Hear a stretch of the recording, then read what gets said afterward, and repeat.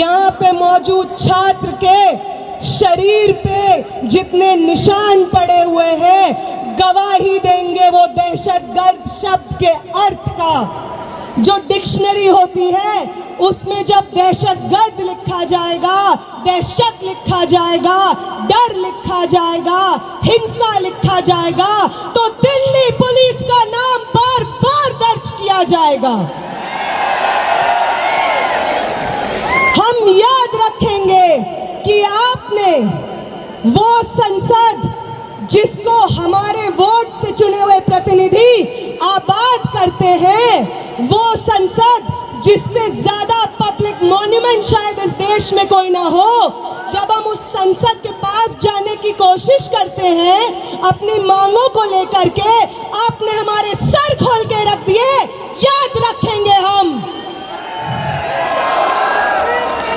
याद रखेंगे दिल्ली पुलिस के उन लोगों को जिन्होंने फीमेल प्रोटेस्टर्स के ऊपर उनके प्राइवेट पार्ट्स में पेटेंट्स घुसाने की कोशिश की। याद रखेंगे हम आपकी हिंसा को।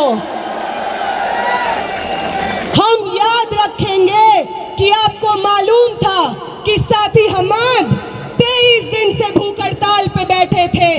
आपको मालूम था कि उनकी किडनी में ब्लड क्लॉट्स जम गए थे, फिर भी आपने अपने डंडों का इस्तेमाल करके उनका बदन खोल दिया।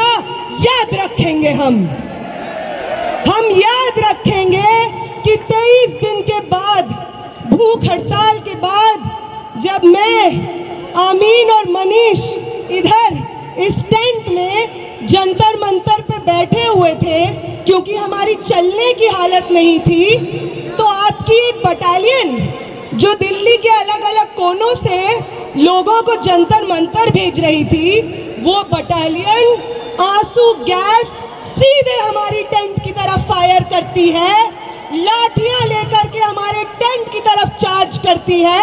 और वो जो दीवार आप टूटी हुई देख रहे हैं, ये दीवार को जितनी बार जंतर मंतर पे लोग देखेंगे, याद रखें वो कि ये दीवार, ये destruction of public property Delhi police की करतूत है।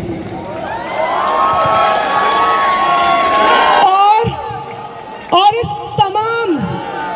इस तमाम हिंसा के बाद जो हमारे पास बची कुची जान होगी, वादा करते हैं दिल्ली पुलिस आपसे, वादा करते हैं कमिश्नर ऑफ पुलिस, वादा करते हैं आपसे प्रधानमंत्री जी, वादा करते हैं होम मिनिस्टर, वादा करते हैं धर्मेंद्र प्रधान कि जो बची हुई जान आपने छोड़ी है हमारे अंदर, वो आपकी सबसे बड़ी गलती है। आपसे बहुत गलती हो गई है कि आपने विटनेसेस को छोड़ दिया जो गवाही देंगे आने वाली जनरेशन्स को आपकी हिंसा का।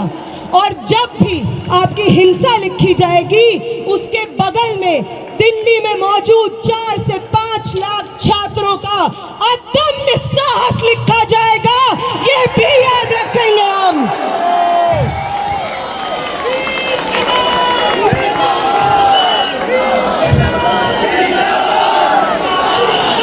याद रखेंगे हम कि पटना से कूच करके, लखनऊ से कूच करके, महाराष्ट्र से कूच करके, कर्नाटका से कूच करके एक दूसरे को जानते नहीं थे जो लोग, उन्होंने आपकी हिंसा से एक दूसरे को बचाया है, अपने शरीर से अपने बगल वाले इंसान को बचाया है, सिर्फ इसलिए ताकि इस देश में लोकतंत्र जिंदा रहे, आगे आने वाले पीढ़ी के लिए शिक्षा जिंदा रहे।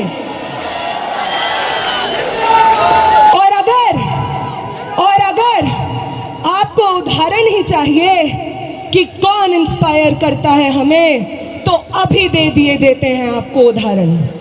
वो सावित्री माई, वो फातिमा शेख जिन्होंने पूरे समाज की तोहमतें झेली, पत्थर अपने बदन पे झेले, गोबर अपने बदन पे झेला, सिर्फ इसलिए क्योंकि वो चाहती थी कि इस देश की महिलाएं, इस देश के पिछड़ी जाति से आने वाले लोग शिक्षा हासिल कर सके। तो उनसे इंस्पिरेशन मिलती है हमें। हम उनसे ये सीखते हैं कि अपने पब्लिक कॉस्ट को पे करके हमें आगे आने वाली जनरेशन जनरेशंस का भविष्य इंश्योर कराना है, वो इंस्पायर करती हैं हमें। अंबेडकर इंस्पायर करते हैं हमें, वो हमें इंस्पायर करते हैं कि अपनी पूरी जिंदगी बिना रुके, बिना थके, समाज की तमाम तोहमतें, आइसोलेशन झेलते हुए किस तरीके से अपने आगे आने वाली पीढ़ी के लिए एक बेहतर समाज बनाया जाता है, अंबेडकर से प्रेरणा लेते हैं हम, भगत सिंह से प्रेरणा लेते हैं हम।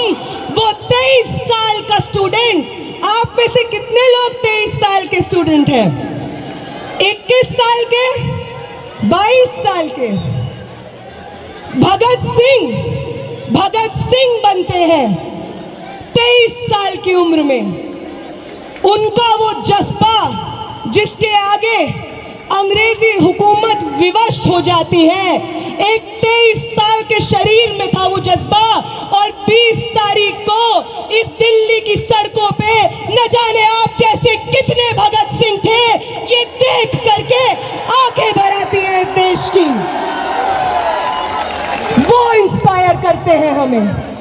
ये सब लोग न कभी पुलिस दमन से डरे, न किसी की लाठी से डरे, ना स्टेट रिप्रेशन से डरे, बस अपनी पूरी जिंदगी, अपने शरीर का हर एक कतरा आगे आने वाली पीढ़ियों को न्यौछावर कर दिया।